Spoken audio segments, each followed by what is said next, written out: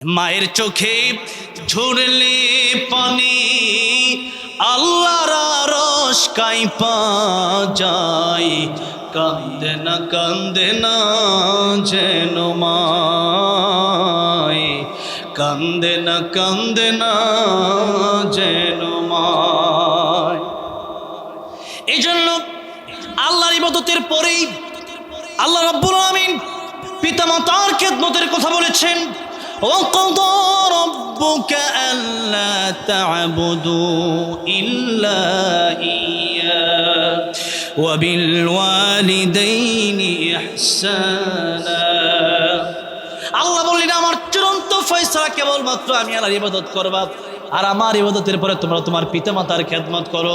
অন্য আয়াতে আল্লাহ বলছেন ওয়া'বুদুল্লাহা ওয়া লা তুশরিকু বিহি শাইআন ওয়া বিল ওয়ালিদাইনি ইহসানা।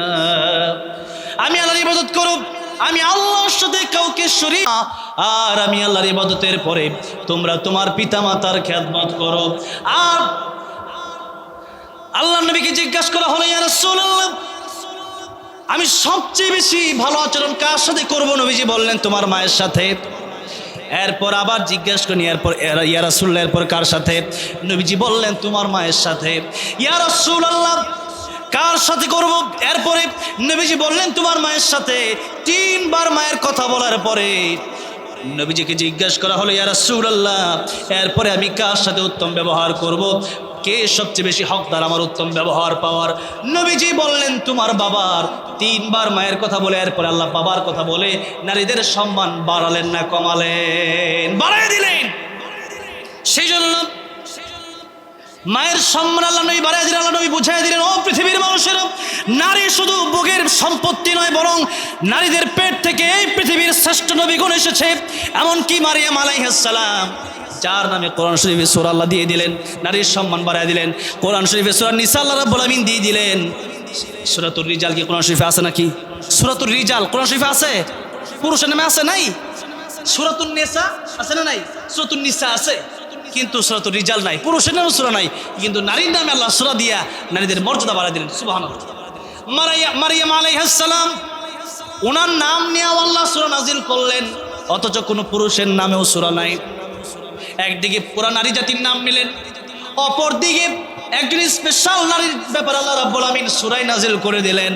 নারীদের মর্যাদা আল্লাহ বাড়ায় দিলেন আর বুঝায় দিলেন যে এই পৃথিবীতে কেবলমাত্র আদম আলাইহিস সালাম বাদ দিয়ে সমস্ত নবীরা তাদের মায়ের পেট থেকে জন্ম নিয়েছে। ও মা, ও বোন, এই জন্য মারা যদি ভালো হয়ে যায় একটা সমাজ ভালো হয়ে যেতে পারে। মা যদি ভালো হয়ে যায়, মা তার সন্তানের প্রথম শিক্ষিকা। একজন মায়ের কাছ থেকে সন্তান যা শিখে, এই পারিবারিক শিক্ষার উপর আমার মনে হয় কোনো শিক্ষা নাই।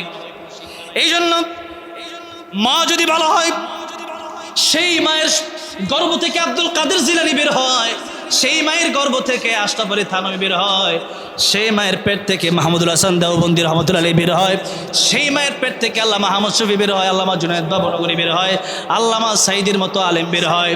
সেজন্য মা যদি ভালো হয় আর তার পেট থেকে যদি একজন আল্লাহর ওলি পৃথিবীতে আসতে পারে, একজন আল্লাহর ওলির মাধ্যমে গোটা জাতি ভালো হয়ে যাওয়া সম্ভব। আর মা যদি খারাপ হয়ে যায়, একজন নারী যদি খারাপ হয়ে যায়, তার পেট থেকে ডাকাত বের হয়, তার পেট থেকে তাসলিমা নাসরিন বের হয়, তার পেট থেকে খুনি সৈয়দা হাসিনা বের হয়। সেজন্য মাকে ভালো হতে হবে। মা যদি ভালো না হয় তাহলে সন্তান নষ্ট হয়ে যাবে। মা যদি স্টার জলসা দেখে, এটার প্রভাব সন্তানের উপর পড়বে। মা যদি কোরআন শরীফ পড়ে, মা যদি হাদিস পড়ে, ওই প্রভাব সন্তানের উপর পড়ার কারণে সন্তানের ব্রেন ভালো হবে, সন্তান মাদ্রাসামুখী হবে, কোরআনমুখী হবে। সুবহানাল্লাহ। সেই জন্য নারীদের জন্য ইসলাম তো ছেলেদেরকেও বলেছে, আবার মেয়েদেরকেও বলেছে কোরআন শিক্ষার জন্য। তবে আমার কথা হচ্ছে ছেলেদের আগে নারীকে শিখতে হবে কোরআন। কেন? মা যদি ভালো হয়ে যায় তার সন্তান ভালো হয়ে যায়। এই জন্য ও আমার মায়েরা, ও আমার বোনেরা, এই যে মহিলা মাদ্রাসা, এই মহিলা মাদ্রাসা আপনাদের জন্য বড় প্রয়োজন, আপনাদের এলাকার জন্য বড় নিয়ামত।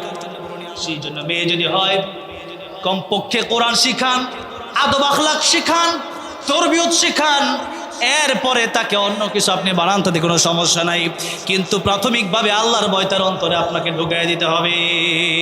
এই জন্য মাদ্রাসার, এই মহিলা মাদ্রাসার এই কোরআন হাদিস পড়ার কোনো বিকল্প নাই। ভাইয়েরা আমার, বাবাজিরা আমার, যে কথাগুলো বলতেছিলাম, যে এই পৃথিবীতে নারীদের মর্যাদা আল্লাহ রাব্বুল আলামিন বাড়ালেন, আল্লাহ রাব্বুল আলামিন বুঝালেন যে এটা শুধু ভোগের সম্পত্তি নয়, বরং নারীদের পেট থেকে পৃথিবীর পুরুষেরা, তোমরাও কিন্তু যে মেয়েদেরকে হত্যা করতেছো, তোমার মাও কিন্তু এরকম একজন মেয়ে ছিল, সেই মেয়ের পেট থেকে তুমি বের হয়েছো। সুতরাং নারীরা এটা কোনো সাধারণ সস্তা জিনিস নয়, পৃথিবীর সবচেয়ে দামি সম্পদের নাম হচ্ছে নারী। সুবহানাল্লাহ। ইলাল্লাহি বিইذনিহি ওয়া সিরাজান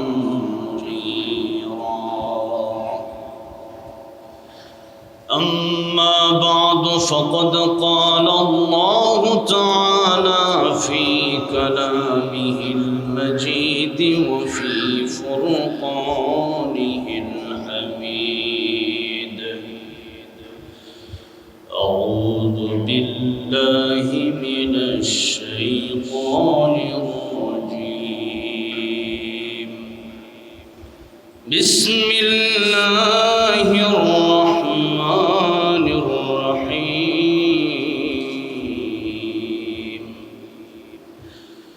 من عمل صالحا من ذكر أو أنثى وهو مؤمن فلنحيينه حياة طيبة ولنجزينهم أجرهم بأحسن ما كانوا يعملون. صدق الله العظيم. وقال النبي صلى الله عليه وسلم لا طاعة لمخلوق في معصية الخالق أو كما قال النبي عليه الصلاة والسلام. وقال تعالى في شان حبيبه إن الله وملائكته يصلون على النبي يا أيها الذين آمنوا صلوا عليه وسلموا تسليما. اللهم صل على محمد وعلى آل محمد كما صليت على إبراهيم وعلى آل إبراهيم إنك حميد مجيد. اللهم بارك على محمد وعلى آل محمد كما باركت على إبراهيم وعلى آل إبراهيم إنك حميد مجيد.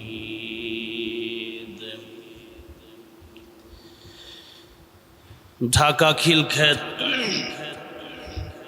ইসলাহ উলুম্মা মহিলা মাদ্রাসার উদ্যোগে আয়োজিত ষষ্ঠ বার্ষিক ওয়াজ দোয়া মাহফিলের সম্মানিত শ্রদ্ধাভাজন সভাপতি জনাব আলহাজ এস.এম. ফজলুল হক সাহেব, প্রধান অতিথি বিশেষ অতিথিবৃন্দ, মুআজ্জাজ মুকাররম উলামায়ে কেরাম, তালিবুল ইলম ভাইয়েরা,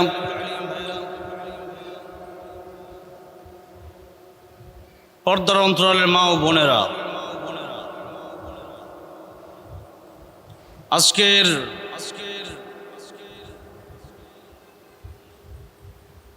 প্রোগ্রামের মধ্যমণি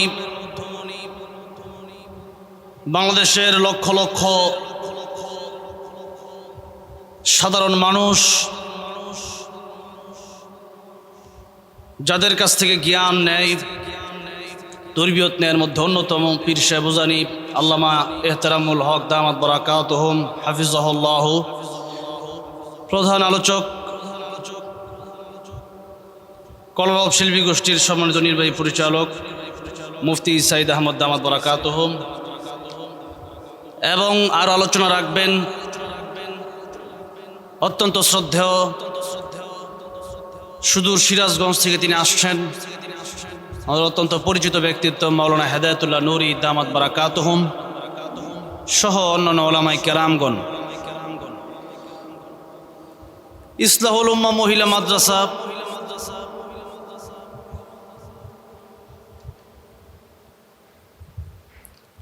এই প্রতিষ্ঠানের যিনি সম্মানিত মুহতামিম মুফতি সুলতান মাহমুদ আশরাফি হাফিজাহুল্লাহ, অনেক যোগ্য একজন আলেমে দ্বীন, যার হাতে গড়া অসংখ্য ছাত্র বাংলাদেশে আছেন। আল্লাহ রাব্বুল আলামিন হুজুরের দ্বীনি খেদমতগুলো কবুল ও মঞ্জুর করেন, পড়েন আমিন। আল্লাহ রাব্বুল আলামিন ইসলাহুল উম্মাহ মহিলা মাদ্রাসাকে কিয়ামত পর্যন্ত কবুল আর মঞ্জুর করেন, পড়েন আমিন। এই মাদ্রাসার সমস্ত হাজাত আল্লাহ রাব্বুল আলামিন গায়বী খাজনা থেকে ব্যবস্থা করে দেন, পড়েন আমিন। আল্লাহ সুবহান মহিয়ান গরিয়ান রব্বুল ইজ্জত ওয়াল জালালের আলিশান দরবার হৃদয়ের গভীর থেকে শুকরিয়া আদায় করছি যে মহান রব্বুল ইজ্জত ওয়াল জালাল আমাদেরকে অত্যন্ত দয়া করে মায়া করে ভালোবেসে কোরআনের এই বাগানে আসার বসার তৌফিক দান করেছেন, সুস্থ রেখেছেন, কোরআনের কথা বলা এবং শোনার মতো তৌফিক দান করেছেন। সে আল্লাহ রাব্বুল আলামিনের আলিশান দরবারে হৃদয়ের গভীর থেকে প্রাণ খুলে আল্লাহর প্রেমে মাতোয়ারা হয়ে সকলেই পড়ছি আলহামদুলিল্লাহ। এখানে যারা আছেন আমার সামনে বসা, তারা আপনারা মোটামুটি প্রায় সবাই কোরআনের সাথে সম্পৃক্ত তালিবুল ইলম, কোরআন রিসার্চ করেন, হাদিস রিসার্চ করেন, সকাল থেকে নিয়ে সন্ধ্যা, সন্ধ্যা থেকে নিয়ে সকাল, অল টাইম কোরআনের সাথে লেগে আছেন আপনারা। আলোচনা উস্তাদরা সবসময় করতে থাকেন, শুনতে থাকেন, এরপরেও আপনারাও মনোযোগের সাথে শুনবেন, কারণ মনোযোগের সাথে যদি শোনেন কিছুদিন পর আপনাদের স্টেজে বসা লাগবে, সেদিন আপনাদের জবান থেকে খুব সহজেই এই কথাগুলো আবার বের হবে। আমি যখন নাজরা হিফজ পড়ি 2007-8 সালে, তখন থেকেই ওলামায়ে কেরাম যখন আলোচনা করতেন, উস্তাদরা যখন কথা বলতেন, এই কথাগুলো খুব মনোযোগ দিয়ে শুনতাম। সেই মনোযোগ দিয়ে শোনার কারণে অনেক আলোচনা যখন এখন করতে যাই, পড়তে যাই, মোতালা করার সময় দেখা যায় অনেক আলোচনা ওই যে হুজুর বলছিল এগুলো মনে পড়ে যায়, তখন খুব সহজ লাগে, আলোচনা করতে খুব সহজ হয়। সেজন্য আপনারা মনোযোগের সাথে শুনবেন। বিশেষ করে আজকে আমাকে মহিলাদের উদ্দেশ্যে বয়ান করার জন্য বলা হয়েছে, যেহেতু আপনারা হুজুরের ছাত্র এখানে আসছেন, উপরের তলাগুলোতে মহিলারা আছেন, সব ভরা, শত শত মহিলারা আছেন, তারা আলোচনা শুনছেন। সেজন্য ওনাদের বিষয়ে আলোচনা করব, কিন্তু আপনাদের প্রয়োজন হচ্ছে আপনারা এই আলোচনাগুলো আপনাদের একসঙ্গে করতে হবে। খায়রুকুম মান তাআল্লামাল কুরআন ওয়া আল্লামা, শ্রেষ্ঠ মানুষ সেই ব্যক্তি যে কোরআন শিখে এবং শিখায়। আমাদের মধ্যে অনেকে আছি আমরা যারা শুধু কোরআন শিখে এরপরে রেখে দেই, বাস, আর কোনো কাজ নাই। বিষয়টা এমন নয়, বরং দুইটা কথা একসাথে মানতে হবে, যে কোরআন আমি শিখলাম, এটা আবার আমাকে আরেকজনকে শেখাতে হবে। একটা আয়াত যদি জানি একটা আয়াতি, একটা হাদিস যদি জানি একটা হাদিসই, বাল্লিগু আন্নি ওয়ালাউ আয়া, একটা আয়াত হলে একটা আয়াতি, একটা হাদিস হলে একটা হাদিসই।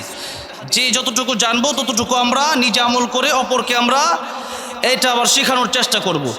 নিজের পরিবারের ভিতর অনেকেই দেখবেন নামাজ পড়েন, আপনি মাদ্রাসায় নামাজ পড়েন, আপনার ভাই আছে নামাজ পড়েন, আপনার বোন আছে পড়ে না, আপনার বাবা মা এমন হতে পারে তারাও নামাজ না পড়তে পারে, দাদা দাদি নামাজ না পড়তে পারে, তখন তাদেরকে এই বিষয়গুলো বলতে হবে। আপনি কোরআন শুদ্ধ করে পারেন, আপনার বাবা মা শুদ্ধ করে পারে না, এটা আপনার কর্তব্য যে আপনার বাবা মা যেহেতু আপনাকে মাদ্রাসা দিয়েছে, আপনি এক সপ্তাহ পরে গিয়ে বলবেন যে দেখেন আমি তো কোরআন শরীফ শুদ্ধ করে পারি, নামাজ ভঙ্গের কারণ 19টা। এর মধ্যে প্রথম কারণটাই হচ্ছে নামাজ অশুদ্ধ পড়া। আপনি কি কোরআন তেলাওয়াত শুদ্ধ করে পারেন? আপনার দাদারা জিজ্ঞেস করবেন, আপনার দাদা দেখবেন পড়বে আলহামদুলিল্লাহি রাব্বিল আলামিন, এখানে 2টা লাহানে জলি হয়ে গেছে। লাহানে জলি যখন হচ্ছে সাথে সাথে নামাজ ভেঙে যাচ্ছে।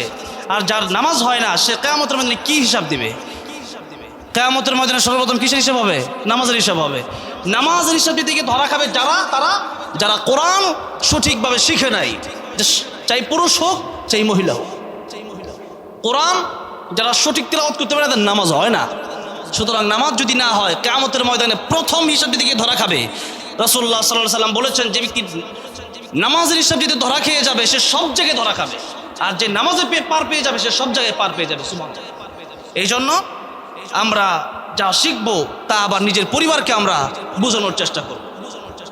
সূরা তাহরিম আয়াত নম্বর 6 আল্লাহ বলছেন, ইয়া আইয়ুহাল্লাযীনা আমানু কু আনফুসাকুম ওয়া আহলিকুম নারা। হে ঈমানদারেরা, জাহান্নাম থেকে নিজেদেরকেও বাঁচতে হবে, পরিবারকেও তোমাদের জাহান্নাম থেকে বাঁচাতে হবে।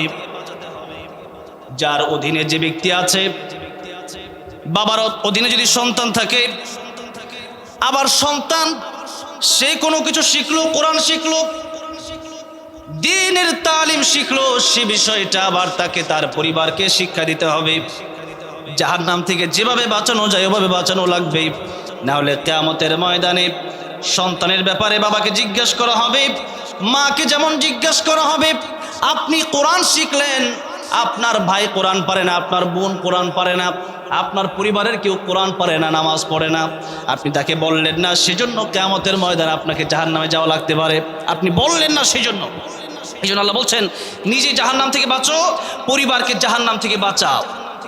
সেজন্য কিয়ামতের মধ্যে অনেক সন্তান, অনেক ছেলে মেয়েরা তারা বলবে, আল্লাহ আমি জাহান্নামে এসেছি, আমার বাবা আমাকে মাদ্রাসায় দেয় নাই, আমার মা আমাকে দ্বীনি শিক্ষা দেয় নাই, সব শিখাইছে, ডক্টর, ইঞ্জিনিয়ার, জজ, উকিল, ব্যারিস্টার সব বানাইছে, কিন্তু কোরআন শিখায় নাই। সেজন্য প্রাথমিক শিক্ষা যদি মুসলিম কেউ হয় তাহলে তার প্রাথমিক শিক্ষা কোরআন অবশ্যই তাকে শিখাতে হবে। প্রাথমিক শিক্ষাই হচ্ছে কোরআনের শিক্ষা। তালাবুল ইলমি ফারিদাতুন আলা কুল্লি মুসলিম, এই যে ফরজ করা হয়েছে ইলম শিক্ষা করা, এর প্রথম শিক্ষাই দিতে হবে কোরআন শিক্ষা। কারণ যখন 10 বছর বয়স হয়ে যায়, তখন যদি বাচ্চা নামাজে না যায় তখন শাসনের কথা এসেছে। সেজন্য আমার দাদা মারা গেছে, আল্লাহ রাব্বুল আলামিন জান্নাতুল ফেরদাউস দান করেন, কয়েক মাস আগে মারা গেছে।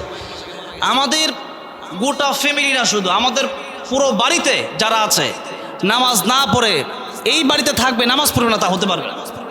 আমার দাদা প্রতিদিন সকালে ফজরের আজান যখন হয়ে যায় তখন দরজা এমনভাবে পিটায় দরজাতে, যা ওই সময়ের ঘুমে থাকার কোনো সিস্টেম নাই।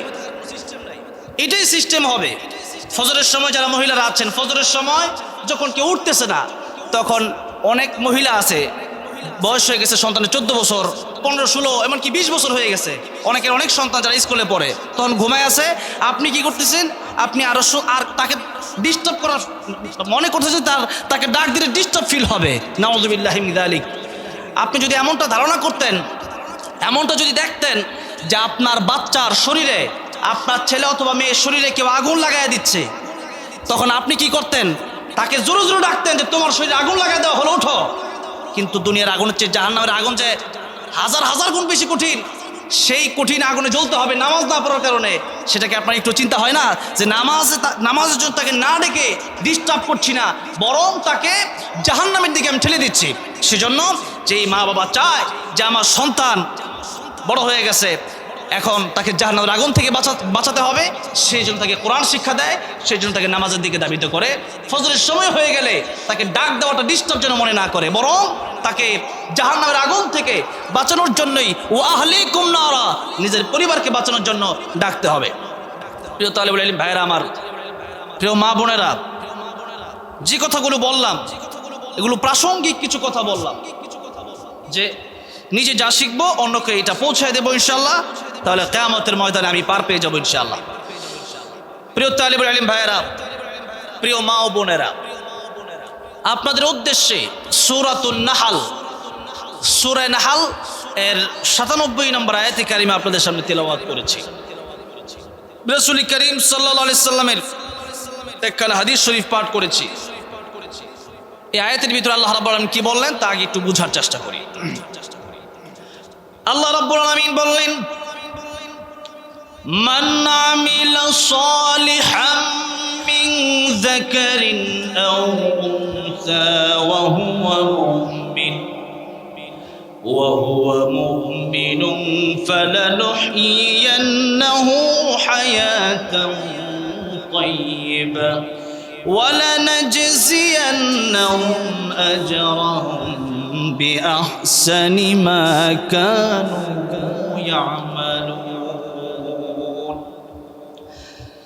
আল্লাহ পাক বলছেন, যে ব্যক্তি নেক আমল করবে, মান আমিলা সালিহান, যে ব্যক্তি নেক আমল করবে, মিন যাকারিন আও উনসা, চাই সেটা পুরুষ হোক চাই সেটা নারী হোক, আল্লাহ রাব্বুল আমিন বলছেন তবে মুমিন হতে হবে।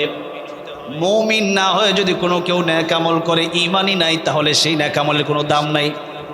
আমাদের দেশে অনেক মুমিন আছে, অনেক মুসলিম আছে যারা কেবলমাত্র জন্মসূত্রেই মুসলিম, জন্মসূত্রেই মুমিন। যেমন আমাদের দেশে অনেক লোক আছে, তারা ভোটের সময় বিশেষ করে দেখা যায়, তখন একবার মসজিদেও যায় আবার মন্দিরেও যায়, একবার মাহফিলে যায় আর একবার পূজার গানের অনুষ্ঠানে যায়। এদেরকে বলবো কেবলমাত্র তারা নামে মুসলিম, কাজে মুসলিম হতে পারে নাই। সেই জন্য ভিতরে যদি ঈমান না থাকে, কেউ যদি ইসলামকে আর রোজার পূজা এভাবে যদি মিলিয়ে ফেলে, এভাবে গোলাটে করে ফেললে পরে সেই বিষয়ে সে ব্যক্তি অনেক সময় মুরতাদ হয়ে যায়, নিজেও জানে না। অনেক মা বোনেরা আছে যারা মাজার, বিভিন্ন মাজারে গিয়ে তারা সিজদা পর্যন্ত করে, আবার কেউ আছে যে অনেক পীরের পায়ে সিজদা করে, এই সমস্ত বিষয়। আবার কেউ আছে কোরআন মানে হাদিস মানে না, সুন্নাহ মানে না, আবার কেউ হচ্ছে হাদিস মানলে কোরআন মানে না। কেউ হচ্ছে আহলে কোরআন, আবার কেউ হচ্ছে আহলে হাদিস। এই দুটির কোনোটাই সঠিক দল বলে বিবেচিত হবে না, সঠিক ইমানদার বলে বিবেচিত হবে না। আহলে কোরআন যারা, তারা বলছে যে কোরআন কেন মানবো, তাহলে তারা বলছে যে শুধু কোরআন মানবো, হাদিস মানবো না। হাদিস তো মানুষ বলছে, আর কোরআন তো আল্লাহ বলছে, এটা মানবো। তাহলে আল্লাহ বললাম যে কোরআনে বলেছে আতিউল্লাহ ওয়া আতিউর রাসূল, আল্লাহ যে কোরআনে বলেছে ইন কুনতুম তুহিব্বুনাল্লাহ ফাত্তাবিউনি ইউহিব্বুকুমুল্লাহ, আল্লাহর হাবিবের অনুসরণ আল্লাহ করতে বলেছেন। ওয়া মা ইয়ানতিকু আনিল হাওয়া, আল্লাহর নবী আল্লাহর কথার বাইরে, আল্লাহর আদেশের বাইরে তিনি কোনো কথাই বলেন না। যেই জায়গায় আল্লাহ বললেন যে আমার রাসূলকে তুমি অনুসরণ করো, আমার রাসূলের কথা তুমি মেনে নাও, সেখানে সে বলছে আমি আহলে কোরআন, কিন্তু সে আসলেই কোরআনও মানছে না। সে কি মানছে না? আসলে কোরআনও মানছে না। সেজন্য মুমিন যদি হতে চায়, তাহলে সেই ক্ষেত্রে আমাকে কোরআন এবং সুন্নাহর সঠিক অবস্থা আমাকে মেনে নিতে হবে। আবার কেউ আছে আহলে হাদিস, আহলে হাদিস বলে বলে তারা বিভিন্ন সুন্নাহ কি পর্যন্ত, তারা বিভিন্ন আমল কি পর্যন্ত তারা পৃথিবী থেকে উঠাইয়াই দিতে চাচ্ছে। সেজন্য আহলে কোরআন অথবা আহলে হাদিস, শুধু আহলে কোরআন অথবা আহলে হাদিস হবে না। নবীজি বলেছেন তারাকতু ফীকুম আমরাইন লান তাদিল্লু মা তামাসসাকতুম বিহিমা কিতাবাল্লাহি ওয়া সুন্নাত রাসূলিহি, যতক্ষণ পর্যন্ত কোরআন এবং সুন্নাহর সঠিক ব্যবহার কেউ না করবে, যতক্ষণ পর্যন্ত কোরআন আল্লাহর হুকুম আর রাসূলুল্লাহ সাল্লাল্লাহু আলাইহি সাল্লামের তরিকা যতক্ষণ না মানবে, ততক্ষণ পর্যন্ত পরিপূর্ণ মুমিন হওয়া যাবে না। সেজন্য আল্লাহ রাব্বুল আমিন বলছেন যদি মুমিন হয় তবেই নেক আমলের দাম আছে, আর যদি কেউ মুমিন না হয়, ভিতরে যদি ঈমান না থাকে, তাহলে নেক আমলের কোনো দাম আল্লাহর কাছে নাই। যেমন হিন্দুরা, আমাদের দেশে অনেক হিন্দু নেতা আছে যারা মাহফিলে পর্যন্ত যায়, আবার দানও করে। তাদের দান কোনো কিয়ামতের ময়দানের জন্য কবুল হবে না। যদি তারা ভালো কোনো কাজ করে, আল্লাহ রাব্বুল আমিন চাইলে তাদেরকে দুনিয়াতে কোনো প্রতিদান দিতে পারেন। তবে কোনো হিন্দু, খ্রিস্টান, বৌদ্ধ, ইহুদি, নাসারা তারা যদি কোনো নেক আমল করে, সেই নেক আমলের জন্য তাদেরকে আখিরাতে কোনো প্রতিদান দেওয়া হবে না। যাদের ঈমান নাই, যারা আমানতু বিল্লাহি ওয়া মালাইকাতিহি ওয়া কুতুবিহি ওয়া রুসুলিহি ওয়াল ইয়াউমিল আখির ওয়াল কদরি খাইরিহি ওয়া শাররিহি মিনাল্লাহি তাআলা ওয়াল বা'সি বা'দাল মাউত, 6টা কথা আছে। এই 6টা কথা যদি কেউ মেনে নেয় ঈমান ঠিক থাকবে, না মানলে ঈমান ঠিক থাকবে না। আমাদের দেশে অনেক হুজুররা আছে মাঝে মধ্যেই যাকে তাকে কাফের ফতোয়া দেয়। এই যে কাফের ফতোয়া দেওয়ার জন্য এই বিষয়গুলো যদি কেউ না মানে তখন কাফের ফতোয়া দেওয়া যাবে। যেমন আমানতু বিল্লাহি, আমি ঈমান আনলাম কার উপরে? আল্লাহর উপরে। আমি ঈমান আনলাম আল্লাহর উপরে, ওয়া মালাইকাতি ফেরেশতাদের উপরে, ওয়া কুতুবিহি আসমানি সমস্ত কিতাব সমূহের উপরে, ওয়া রুসুলিহি সমস্ত নবী রাসূলদের উপরে, ওয়াল ইয়াউমিল আখিরি পরকালের উপরে, ওয়াল কদরি খাইরিহি ওয়া শাররিহি ভালো মন্দ যা কিছু হবে আল্লাহর পক্ষ থেকে হবে। এখন দেখেন একটা দৃষ্টান্ত দেই, যেমন আমরা বলেছি ওয়া কুতুবিহি আল্লাহর সমস্ত নাজিলকৃত কিতাবসমূহের উপর আমরা বিশ্বাস করি, সমস্ত কিতাবসমূহ তো আছেই। এখন আমরা যে কোরআন শরীফ পড়ি, এই কোরআন শরীফের কেবলমাত্র একখানা আয়াতে কারিমা কাদিয়ানীরা মানে না। কয়খানা আয়াতে কারিমা? একখানা আয়াতে কারিমা। একখানা আয়াতে কারিমাও বলবো না, বরং তার চেয়েও কম, খাতামান নবিয়্যিন, এতটুকুন তারা মানে না। তাহলে এই জন্য এই একটা আয়াতের, সূরা আহজাবের এই একটা আয়াতের একটা অংশ না মানার কারণে কাদিয়ানীদেরকে কাফের বলা হয়, কারণ তারা আমার নবীকে শেষ নবী মানে না, সেই জন্য তাদেরকে কাফের বলা হয়। সেই জন্য ইমানদার হতে হলে এই যে এই 6 কথা, এই 6 কথার উপর পরিপূর্ণ বিশ্বাস থাকতে হবে। এখন এই 6 কথার বাইরে যদি কোনো কথা কেউ বলে বা বিশ্বাসে যদি ঝামেলা হয় তাহলে ঈমান থাকবে না। এই জন্য অনেকেই মাঝে মধ্যে হঠাৎ করে যাকে তাকে কাফের যখন বলে ফেলে তখন আপনি জিজ্ঞাসা করবেন যে আমি কোনটা মানি নাই। আমানতু বিল্লাহি, আমি কি আল্লাহর উপর ঈমান আনি নাই? ওয়া মালাইকাতি, আমি কি ফেরেশতাদের উপর ঈমান আনি নাই? ওয়া কুতুবিহি, আমি কি আল্লাহর নাজিলকৃত সমস্ত কিতাবসমূহের উপর ঈমান আনি নাই? ওয়া রুসুলিহি, সমস্ত নবী রাসূলদের উপর ঈমান আনি নাই? ওয়াল আখিরি ওয়াল ইয়াউমিল আখির, আমি কি কিয়ামত দিবসের উপর ঈমান আনি নাই? ওয়াল কদরি খাইরিহি ওয়া শাররিহি মিনাল্লাহি তাআলা, ভালো মন্দ যা কিছু সব আল্লাহর পক্ষ থেকে, এটা কি মানি নাই? এই যে মোট 6 কথা, এরপরে আখিরি আরেকটা শেষ কথা হচ্ছে বা'সি বা'দাল মাউত, মৌতের পরে।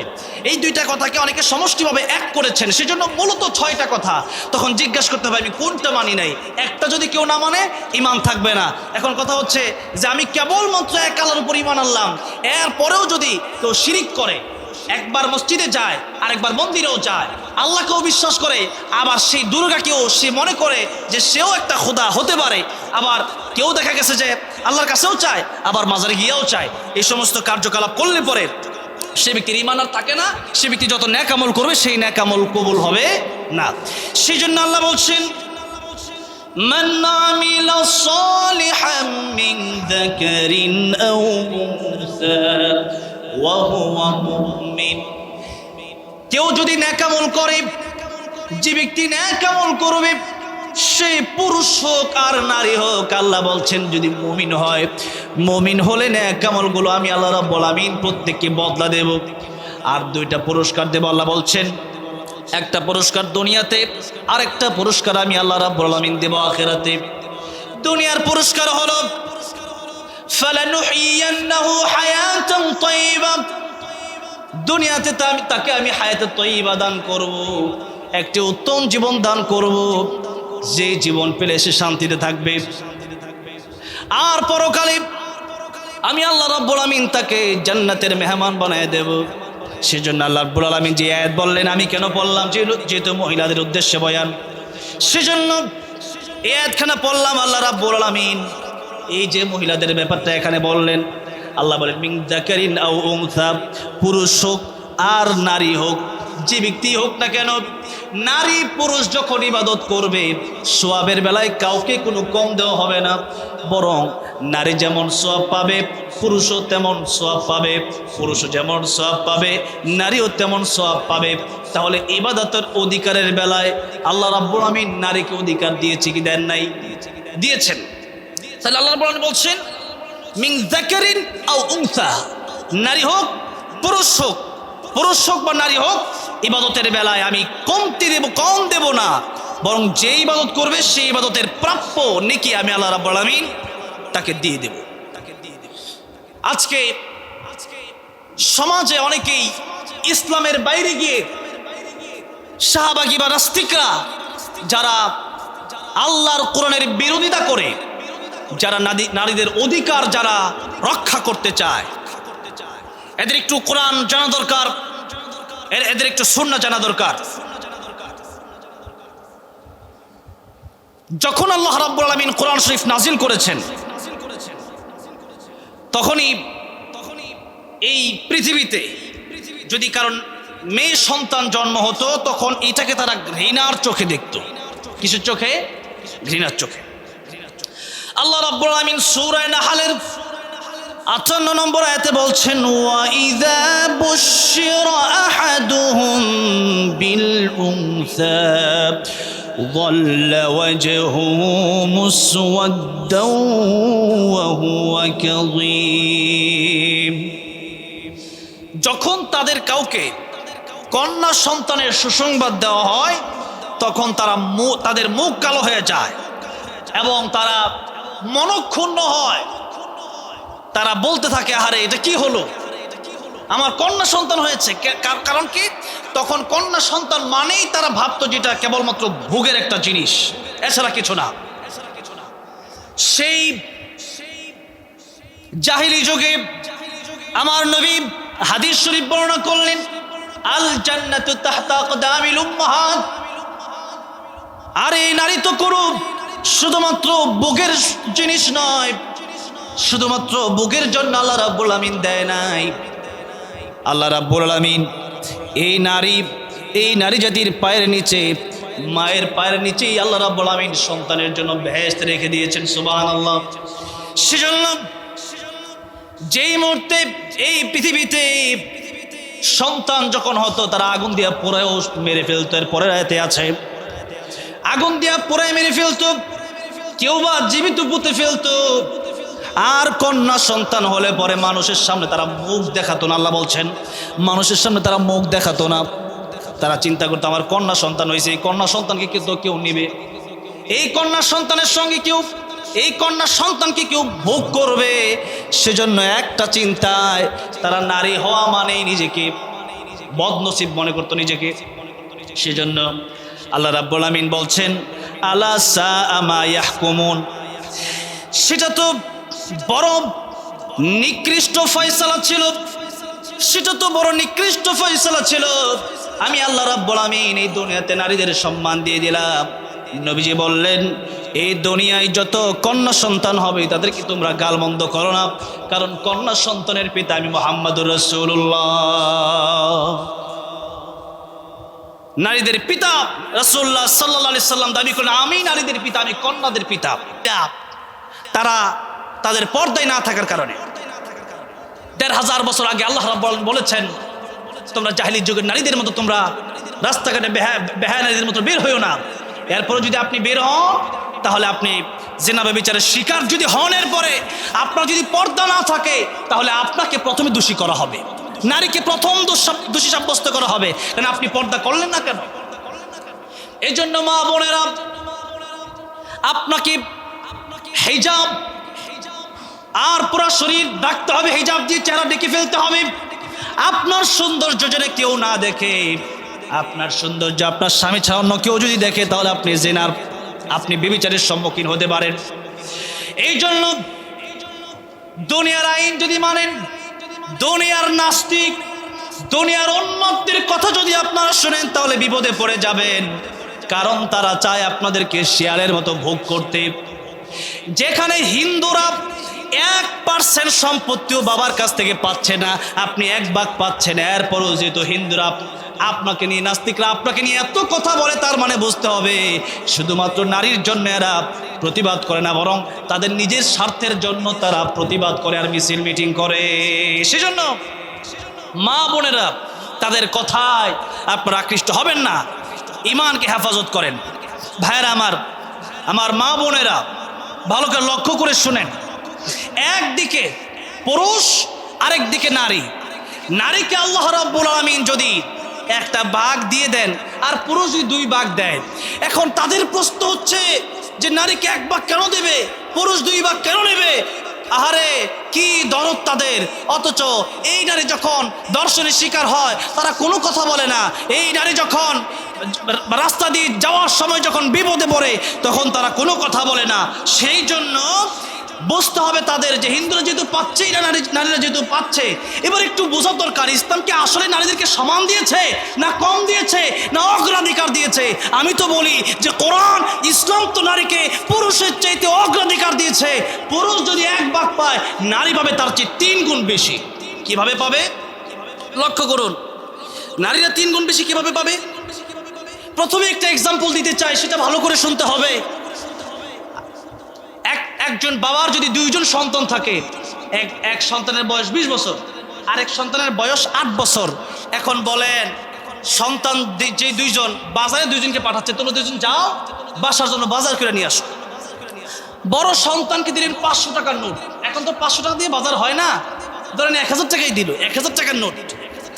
আর ছোট সন্তান যে তাকে দিল 100 টাকার নোট। বড় সন্তানকে লিস্টে দিছে, লিস্টে মুরগি আনবা, গরু আনবা, হ্যাঁ ডিম আনবা, শাক আনবা, মরিচ আনবা, পেঁয়াজ আনবা, তেল আনবা, আদা আনবা, রসুন আনবা। আরে কত লিস্ট! লিস্টে গিয়ে দেখা যায় যে 1000 টাকার বাজার করার পরে অনেক সময় সন্তানের পকেটে ওই যে আগে জমানো 100 টাকা আছে, ওইটা দিয়ে ভাড়া দিয়ে পরে বাড়িতে আসতে হয় বড় সন্তানের। আর ছোট সন্তান যে 100 টাকা দিছে, ওর 1 টাকাও খরচ হয় নাই, ওর 1 টাকাও খরচ হয় নাই, বরং ওই 100 টাকা দিয়া সে তো খাবে দূরের কথা, বড় ভাই তার পকেট থেকে তার আর আইসক্রিম খাওয়াইছে, চিপস খাওয়াইছে, সব খাওয়াইছে। তাহলে এখান দিয়ে যে 100 টাকা পাইছে ওটা তার পকেটেই আছে, আরও বাকি দেখা গেছে যে তার ভাই আরও তার 100 টাকা খাওয়াইছে। তাহলে সে অবশেষে সে খাবারও পাইলো, 100 টাকাও তার পকেটে আছে। আর ওই যে বড় ভাই তাকে 1000 টাকা দেওয়ার পরেও, বাজারের লিস্ট দেওয়ার পরে ওই বাজার আনতে গিয়া ওই 1000 তো গেছেই, বরং তার কামানো কিছু টাকাও বাজারের সাথে যোগ করতে হয়েছে। তাহলে বলেন এবার যদি কেউ বলে যে ছোট ছেলেকে 100 টাকা দিছে আর বড় ছেলেকে বাবা 1000 টাকা দিছে, এটা ঠিক হয় নাই, বলেন সে কি বুদ্ধিমান না বেওকুফ? বেওকুফ কেন? সে বুঝে নাই কারে কোনটা দেওয়া দরকার। ছোট ছেলেকে 1000 টাকা দিলে ও তো বাজার করবে দূরের কথা, টাকা হারায়ও চলতে পারে। সেজন্য আল্লাহ রাব্বুল আলামিন পুরুষের যা লাগবে তা পুরুষকে দিয়েছেন, আর মহিলার যা লাগবে তা মহিলাকে দিয়েছেন। একজন পুরুষ যখন বিয়ে করতে যায় তখন পুরুষে দেন মোহর দেয় না মহিলা দেয়? মহিলা যদি এমন হয় সে হারামে যাবে। ও মা বোনেরা, আপনার সন্তানকে যখন বিয়ে দিবেন, হ্যাঁ আপনি স্বেচ্ছায় যদি কিছু দেন সে নিতে পারবে, কিন্তু এমনটা যদি হয় আপনাকে যদি বলে যে বিয়ের সময় কিছু দিয়ে, সাথে সাথে বিয়ে বন্ধ করে দিবেন। কিসের বিয়া? যে বিয়েতে যৌতুক চাওয়া হয় সে তো হারাম দেওয়া শুরু করতেছে, তার সাথে কোনো বিয়ে দিবেন না আপনি। সে যদি 1 কোটি টাকা দিয়ে আপনাকে বলে যে আমাকে 1 লক্ষ টাকা যৌতুক দেন, আপনি বলবেন না। এখন থেকে যদি সে বিয়ে করতেও চায় আমি তার বিয়ে দেবো না, আমার মেয়ে বিয়ে না দিয়ে তাকে বাড়িতে রেখে দেবো, তারপরও এমন হারাম কোর ছেলের সাথে আমি বিয়ে দেবো না। যে ছেলে হারাম খায় তার তো কোনো ইবাদতই কবুল হয় না, যেই ছেলে হারামভাবে চলতে চায় তার তো ইবাদতই কবুল হয় না। সে বিয়ে করার পরে আমার মেয়েকে তার সাথে বিয়ে দেওয়ার পরে সেই ব্যক্তি আমার স্ত্রীকেও হারাম খাওয়াবে। সে তো একা জাহান্নামে যাবে না, বরং আমার মেয়েকে নিয়ে জাহান্নামে যাবে। সেই জন্য কেউ যদি যৌতুক চায় বিয়ে বন্ধ করে দিবেন, যে বিয়ে হবে না ওকে বাতিল, সে বিয়ে হবে না। এই জন্য যারা যৌতুক চায়, যদি ভালো মানুষের কাছে যৌতুক চায় তো দিবে না। আর যারা এই হারাম কাজ হালালে ঢুকাচ্ছেন তারা অপমানিত হবেন, লাঞ্ছনা হবেন, এবং হারামের দায় কিয়ামতের ময়দানে আল্লাহর কাছে জবাব দিতে হবে। একজন ছেলের দায়িত্ব হলো, আল্লাহ রাব্বুল আলামিন বলছেন তোমরা মেয়েকে তোমরা দেনমোহর দাও, তোমরা তোমাদের খুশি মতো দাও। এখন ছেলে যদি মনে করেন 5 লাখ টাকা খুশি হয়ে দেয়, তখন মেয়ে তার কাছে আসবে, মেয়ে আসার পরে তাদের সংসার শুরু হবে। কিন্তু কোনো ছেলে এমনটা করতে পারবে না জোর করে সেই মোহর, একদিকে টাকা আরেকদিকে সে থেকে বলতে পারবে না যে একদিকে টাকা আরেকদিকে আমি, তোমার কোনটা লাগবে, এভাবে বললেই সেটা আবার হারাম হয়ে যাবে। কোরআন শরীফে আছে আল্লাহ রাব্বুল আলামিন বলেছেন যে যখন কেউ দেনমোহর দেয় অতঃপর ওই স্ত্রী যদি তাকে খুশি হয়ে কিছু টাকা হাদিয়ে দেয় সেটা আবার নিতে পারবে। সুবহানাল্লাহ। ভাইয়েরা আমার, মা বোনেরা, এই যে বিয়ের সময় ছেলেদের দেনমোহর দিতে হয়, আপনাদেরকে কিচ্ছু দেওয়া লাগবে না ছেলেকে। আর যদি শ্বশুর শাশুড়ি বড় ধনী হন, ছেলে যদি গরিব হয়, আলেম হয়, দিনদার হয়, তাহলে কিছু হাদিয়া দিয়ে, যদি দেন তাহলে দিয়ে ও নিতে পারবে। এবার আসেন, একজন মেয়ে সে কোন কোন জায়গা থেকে পাবে, আরেকজন ছেলে সে কোন কোন জায়গা থেকে পাবে। ছেলে পাইল 2 ভাগ সম্পত্তি আর মেয়ে পেল 1 ভাগ। এখন একজন বাবার দায়িত্ব হলো একজন মেয়েকে বিয়ে দেওয়ার আগ পর্যন্ত তার দেখাশোনা, তার পড়াশোনা, তার সমস্ত দায়িত্ব তার বাবার গ্রহণ করতে হবে। আর ছেলের দায়িত্ব কতটুকু? একজন বাবার উপরে ছেলের দায়িত্ব কতটুকু? সে বালেগ হওয়া পর্যন্ত একজন ছেলের উপর তার বাবার দায়িত্ব থাকে। আর একজন মেয়ে সে বালেগা হয়ে যেতে পারে যতদিন পর্যন্ত ভালো পাত্রস্থ না করতে পারছে, যতদিন পর্যন্ত বিয়ে না দিতে পারছে, ততদিন পর্যন্ত এই মেয়েকে দেখাশোনার দায়িত্ব তার বাবা গেল, তার বাবার কাছ থেকে সে পেল। একদিকে বিয়ে পর্যন্ত সব কিছু দেখলো তার বাবা, অপর দিকে একজন সন্তান সে যদি ছেলে হয় আর বালেগ হয়, তার বাবা যদি বালেগ হওয়ার পরেও তাকে টাকা পয়সা দেয়, বালেগ হওয়ার পরেও তাকে পড়াশোনা করায়, এটা কেবলমাত্র বাবার দয়া। এটা কেবলমাত্র বাবার কি দয়া। বাবা যদি বালেগ হওয়ার পরে ছেলেকে কিছু না দেয়, তাহলে এটা বাবা কিছু বলা যাবে না, কারণ তার অধিকার শেষ। এমন এখন কথা হচ্ছে, একজন সন্তানের জন্য বালেগ যখন হয়ে গেল তখন থেকে তার ইনকাম সোর্স তাকে বের করতে হবে।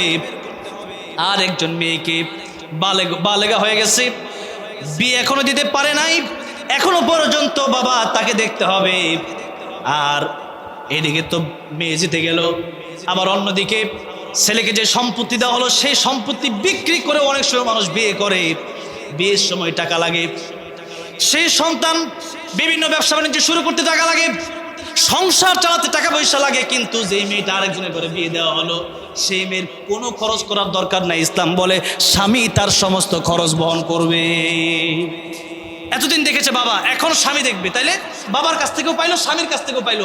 আর ওই দিকে সন্তান ঠিক আছে 2 ভাগ পাইছে, কিন্তু বিয়ের সময় দেনমোহর দেওয়া লাগলো, সংসারে খরচ চালানো লাগে। আবার অপর দিকে বাবা মা যেহেতু বৃদ্ধ হয়ে গেছে, ওই বাবা মাকেও একজন ছেলের সন্তানের দেখা লাগে, ঠিক কিনা? সেই জন্য একদিকে মেয়েরা এখানে 1 ভাগ পাইলেও আবার স্বামীর কাছ থেকে পাচ্ছে। আবার ভাইয়ের যদি কোনো মা যদি মাজুর থাকে, তখন তার ভাইয়ের উপর বড় ভাই যদি থাকে, ভাইয়ের উপর দায়িত্ব অর্পণ হয়ে যায়, তখন ভাইয়ের দায়িত্ব থাকে। তাহলে বাবার কাছ থেকে মেয়ে পেল, আবার স্বামীর কাছ থেকে পেল, ভাইয়ের কাছ থেকে পেল। কয়েকদিন পরে যখন এই নারী আস্তে আস্তে যখন বয়স হয়ে যায়, তার যখন সন্তান হয়, যদি সন্তান বড় হয়ে যায়, তখন সন্তান আবার মা বাপকে দেখতে হবে, এটাও ইসলাম বিধান করে দিয়েছে। তাহলে নারী একদিকে বাবার কাছ থেকে পাচ্ছে, আবার স্বামীর কাছ থেকে পাচ্ছে, আবার ভাইয়ের কাছ থেকে পাচ্ছে, আবার তার সন্তানের কাছ থেকে পাচ্ছে। তাহলে 4 জনের কাছ থেকে সে পাচ্ছে, সে 4 জায়গা থেকে পাচ্ছে। সে অর্ধেক করে পাইলেও ওই সন্তানের থেকে বেশি পাচ্ছে। সুবহানাল্লাহ। ইসলাম নারীকে 3 দিক দিয়ে বেশি দিয়েছে, আর 3 গুণ বাড়াই দিচ্ছে। কিন্তু নাস্তিকরা এই সমস্ত বিষয় জানেও না, কোরআন পড়েও না, কোরআনের আলোচনা শোনেও না, বরং যা মনে চায় তাই তারা লিখতে থাকে আর বলতে থাকে। সুতরাং যেহেতু তারা পৃথিবী সৃষ্টি করে নাই, আমাদেরকে বানায় নাই, তাদের কথায় আমাদের কোনো কান দেওয়া যাবে না। কান দিতে হবে একজনের কথায়, তিনি কে? আল্লাহ। আল্লাহ যা বলেছেন সেটাই হবে আমাদের বিধান, আবার আল্লাহ যা নিষেধ করেছেন সেটাই হবে আমাদের বিধান। আমার মা বোনেরা, আবার দেখেন পুরুষ, তাকে জামাতের সাথে মসজিদে গিয়ে নামাজ আদায় করতে হবে। একজন অন্ধ সাহাবী নবীজিকে জিজ্ঞাসা করলেন, ইয়া রাসূলুল্লাহ, ইয়া হাবিবাল্লাহ, নামাজ যদি আমি জামাতের সাথে না পড়ে, আমি তো অন্ধ, আমি কি বাড়িতে পড়তে পারবো? নবীজি জিজ্ঞাসা করলেন, সাহাবী তুমি কি আজান শোনো? সাহাবী বললেন, ইয়া রাসূলুল্লাহ, আজান তো আমি শুনতে পাই, দেখি না, আমি তো কানে তো শুনি। নবীজি বললেন, সাহাবী রে, আজান যদি শুনতে পাও তাহলে তোমাকে জামাতের সাথেই নামাজ পড়তে হবে, জামাতের সাথে তোমাকে নামাজ আদায় করতে হবে। একদিকে পুরুষকে জামাতের সাথে মসজিদে গিয়ে নামাজ আদায় করতে হবে 5 বার। আর নারীদের ব্যাপারে নবীজি বলেছেন, নিজের ঘর নারীদের জন্য উত্তম ইবাদতের জায়গা। নারীরা ঘরের মধ্যে বসে বসে ইবাদত করবে, পুরুষ ইতিকাফ করবে মসজিদে গিয়ে, নারী ইতিকাফ করবে ঘরে বসেই, পুরুষ নামাজ পড়বে মসজিদে গিয়ে, নারী নামাজ পড়বে ঘরে বসেই, সমান সমান সব পেয়ে যাবে নারী। সুবহানাল্লাহ। পুরুষ কষ্ট করে মসজিদে যাবে আর সেখানে নামাজ পড়ে আবার আসবে, একটু লম্বা সময় লাগবে। ইতিকাফ করতে হলে মসজিদে যাবে, কিন্তু নারী সেটা ঘরে করলে সওয়াবের বেলায় একটু কমতি করা হবে না, বরং সমান সমান সব আল্লাহ নারীকে দিয়ে দিবে। তাহলে এই দিক দিয়ে নারী জিতলো, নারী হারলো না জিতলো? জিতে গেল। এরপরে দেখেন, পুরুষ যদি অসুস্থ হয়ে যায়, পুরুষ যদি সফরে থাকে, নামাজ কসর হতে পারে, কিন্তু নামাজ ডাইরেক্ট কোনো মাফ নাই। যত অসুস্থ হোক না কেন, পুরুষের বেলায় নামাজ মাফ হয় না। কিন্তু নারীরা প্রতি মাসে কয়েকটা দিন যখন অসুস্থ থাকে, তখন আল্লাহ রাব্বুল আলামিন সেই নারীদের জন্য ডাইরেক্ট একেবারেই নামাজ মাফ করে দেয়। সুবহানাল্লাহ। নামাজ আল্লাহ রাব্বুল আলামিন সরাসরি মাফ করে দিলেন তাদের জন্য। তাহলে এখান দিয়েও পুরুষ যত অসুস্থ হোক না কেন, পুরুষ জ্বরে আক্রান্ত হয়ে সে বিছানায় পড়ে যেতে পারে, তাকে নামাজ পড়তে হবে। দাঁড়ায় না পড়তে পারলে সে বসে পড়বে, বসে না পড়তে পারলে শুয়ে হলেও পড়তে হবে। কিন্তু নারীদের আল্লাহ রাব্বুল আলামিন মাসিক যে অসুস্থতা, বাচ্চা প্রসব যে অসুস্থতা, আল্লাহ রাব্বুল আলামিন নামাজ মাফই করে দিলেন। তাহলে এখানেও নারীরা হারলো না জিতলো? সুযোগ কম পাইছে না বেশি পাইছে? বেশি পাইছে। আরে অধিকারের বেলায়, মর্যাদার বেলায় আল্লাহ রাব্বুল আলামিন প্রথম থেকে কথা মনে রাখতে হবে। মর্যাদার বেলায় আল্লাহ রাব্বুল আলামিন যেই নারী ছিল মানুষের তকদির খারাপ হওয়া মনে করতো, বদনসিব মনে করতো, মাটির নিচে পুঁতে ফেলতো, আগুনে পড়ে ফেলতো, সেই নারী যখন মানুষ শুনলো যে এই মায়ের পায়ের নিচেই তোমার জান্নাত, আকাশ জমিন তামাম পৃথিবী বিক্রি করলো, জান্নাতের একটা চেয়ারের একটা ইঞ্চের দাম হবে না। সেই মায়ের পায়ের নিচে যদি জান্নাত হয়, মায়ের পায়ের দাম কত? আল্লাহু আকবার। সেজন্য মাকে দামি বানায় দিলেন। ইসলাম এই সম্মান দিয়েছে নারীকে, এই মর্যাদা দিয়েছে নারীকে, এবং নারীকে অধিকারও দিয়েছে সব দিক থেকেই বেশি। সুতরাং এমন কোনো কথা বলার সুযোগ নাই যে ইসলাম নারীকে ঠকাইছে। আমার মায়েরা, আমার বোনেরা, নারীদের জন্য সর্বশেষ কথা, 2 মিনিটে শেষ করে দেবো, 4টা বেজে গেছে প্রায়। সর্বশেষ কথা হচ্ছে, ও মা ও বোনেরা, রাসূলুল্লাহ সাল্লাল্লাহু আলাইহি সাল্লাম বলেছেন আপনাদেরকে 4 কাজ করেন আর জান্নাতে চলে যান। কয় কাজ? 4 কাজ। 1 নম্বরে নামাজ, 5 ওয়াক্ত নামাজ পড়বেন, রমজানের রোজা রাখবেন, স্বামীর খেদমত করবেন, নিজের সতীত্ব হেফাজত করবেন। একবার সহজ ওয়াজ। আমাকে যদি বলতো যে আপনি 1 মিনিট ওয়াজ করবেন, আমি 1 মিনিটে এই ওয়াজটাই করে দিতাম যে জান্নাতে যাওয়ার জন্য আপনার 4টা কাজ। 1 নম্বরে নামাজ পড়েন 5 ওয়াক্ত, 2 নম্বরে 30 রোজা রাখেন অথবা 29 রোজা রাখেন, রমজান মাসে রোজা রাখেন, এরপরে স্বামীর খেদমত করেন, এরপরে আপনি এই নিজের সতীত্বকে হেফাজত করেন। এই 4 কাজ করেন, জান্নাতের 8টা দরজা আল্লাহ আপনার জন্য খুলে দিবে। সুবহানাল্লাহ। আবার নারীরা, নবীজি বলেছেন জাহান্নামে অধিকাংশ নারীরাই যাবে। পুরুষ বেশি জাহান্নামে যাবে না নারী বেশি জাহান্নামে যাবে? নারীরা বেশি জাহান্নামে যাবে। এই জন্য নারীরা যদি জাহান্নামে যায়, কি কারণে? তখন রাসূল করিম সাল্লাল্লাহু আলাইহি সাল্লাম আবার বললেন, 1 নাম্বার হচ্ছে স্বামীর অকৃতজ্ঞতা। 1 নাম্বার কি? স্বামীর অকৃতজ্ঞতার কারণে স্ত্রীরা, বেশিরভাগ নারীরা জাহান্নামে যাবে। নবীজি বলেন, যদি আল্লাহর পরে কাউকে সিজদা দেওয়া যেত, আমি বলে দিতাম, ও স্ত্রীরা, তোমরা তোমাদের স্বামীর পায়ে সিজদা করো। সুবহানাল্লাহ। কিন্তু আল্লাহর পরে আর কাউকে সিজদা দেওয়া যাবে না, সেজন্য আমি বলি না। যদি বলা যেত, এটা বলে নবীজি কি বুঝালেন? এটা বলে বুঝালেন যে স্বামীর মর্যাদা তোমাদের অনেক বেশি দিতে হবে। ভাইয়েরা আমার মা বোনেরা, আপনারা স্বামীর অকৃতজ্ঞতা যদি প্রকাশ করেন, তাহলে আপনার বিপদে পড়ে যাবেন। 2 নম্বর কারণ হচ্ছে একে অপরকে লানত দেওয়া। তোর উপর ঠাড়া পড়ুক, তুই ধ্বংস হয়ে যা, তোর আল্লাহ শেষ করে দেখ, তুই মরস না কেন? এই সমস্ত কথা বলার কারণে, লানত দেওয়ার কারণে নারীরা জাহান্নামে যাবে। তাহলে 4 কারণে নারী খুব সহজে জান্নাতে যাবে, আর 2 কারণে নারী খুব সহজে জাহান্নামে যাবে। কথা বুঝে আসছে? নারীরা যারা আছেন, আজকে ওয়াজ করতে পারবো না, আজান হয়ে গেছে। 6 জনের জীবনী পড়বেন। কয়জন? 6 জন। হাজার আলাইহিস সালাম, আসিয়া আলাইহিস সালাম, মারিয়াম আলাইহিস সালাম, খাদিজাতুল কুবরা রাদিয়াল্লাহু আনহা, আয়েশা রাদিয়াল্লাহু, উম্মুল মুমিনিন আয়েশা রাদিয়াল্লাহু আনহা, উম্মুল মুমিনিন খাদিজাতুল কুবরা রাদিয়াল্লাহু আনহা, এবং নবীজির কন্যা ফাতেমা রাদিয়াল্লাহু আনহা, ফাতেমাতুজ জাহরা রাদিয়াল্লাহু আনহা। এই 6 জনের জীবনী আপনারা লাইব্রেরি থেকে কিনে এরপরে পড়বেন, তাহলে আপনাদের জীবন আরো সুন্দর হবে ইনশাআল্লাহ। সময় থাকলে আরো আলোচনা করতাম, আজকে সময় নেই। আল্লাহ রাব্বুল আলামিন আমাদেরকে আল্লাহর হুকুম, রাসূলুল্লাহ সাল্লাল্লাহু আলাইহি ওয়াসাল্লাম তরিকা মেনে আমাদের জীবনকে পরিচালনা করার তৌফিক দান করেন। পড়ে না আমিন। ওয়া আখিরু দাওয়ানা আলহামদুলিল্লাহি রাব্বিল আলামিন। আসসালামু আলাইকুম। আজান হয়ে গেছে, আমরা খুব শীঘ্রই নামাজের প্রস্তুতি নেব ইনশাআল্লাহ। তার আগে হুজুর বলছেন একটা গজল গাওয়ার জন্য আর কি। তা আপনাদেরকে অনেক কষ্ট দিয়ে ফেলতেছি, কারণ অনেক গরম, অনেক কঠিন। আমি একটু অসুস্থ, খুব জ্বর কয়েকদিন ধরে, তারপরেও আলহামদুলিল্লাহ কথা যে বলতে পারলাম এটা আল্লাহর রহমত আর কি। অসুস্থতায় ভুগতেছি। কোন গজল শুনবেন আপনারা বলেন? হ্যাঁ, নাতে রাসূল বলি একটা। হ্যাঁ, কারণ হচ্ছে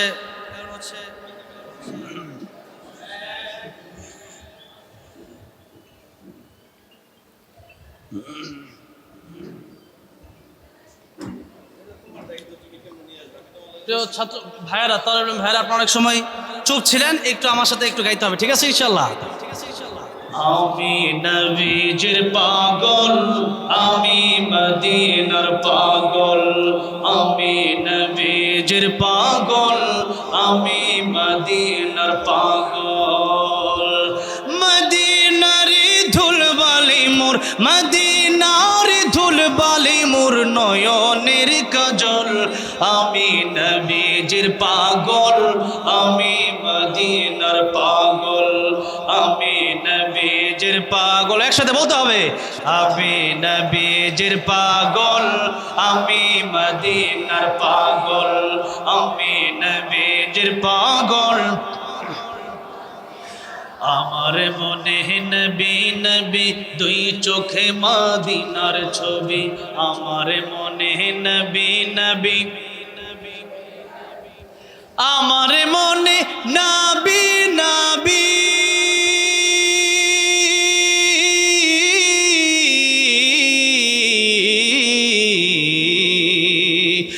আমার মনে নবী নবী, দুই চোখে মদিনার ছবি। নবীর প্রেমে দিতে রাজি, নবীর প্রেমে দিতে রাজি, নবীর প্রেমে দিতে রাজি জীবনের সকল। আমি নবীজির পাগল, আমি মদিনার পাগল, আমি নবীজির পাগল। শুনিলে মদিনার কথা বলতে পারি সকল ব্যথা। শুনিলে মদিনার কথা বলতে পারি সকল ব্যথা। শুনিলে মদিনার কথা,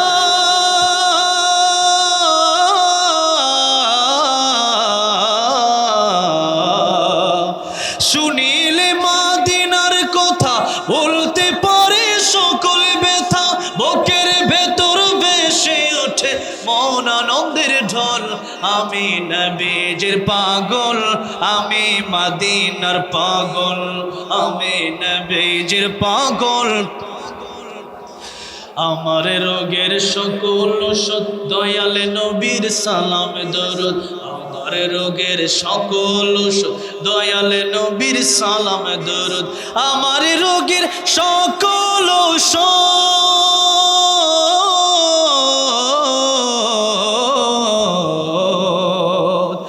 আমার রোগের সকল ঔষধ দয়াল নবীর সালামে দরুদ। মুক্তি চিত্তে পড়ে যখন হই সুস্থ সবল। আমি নবীজির পাগল, আমি মদিনার পাগল, আমি নবীজির পাগল, আমি মদিনার পাগল। আল্লাহ সবাইকে রাসূলুল্লাহ সাল্লাল্লাহু আলাইহি ওয়াসাল্লামের রোজা জিয়ারত করার তৌফিক দান করেন। রাসূলুল্লাহ সাল্লাল্লাহু আলাইহি ওয়াসাল্লামের দিদার নসিব করে দেন, পড়েন আমিন। আসসালামু আলাইকুম ওয়া রাহমাতুল্লাহি ওয়া বারাকাতুহু। দোয়া হবে একটু সংক্ষিপ্ত। আমি চাই নামাজ আছে। জি জি, আসসালামু আলাইকুম।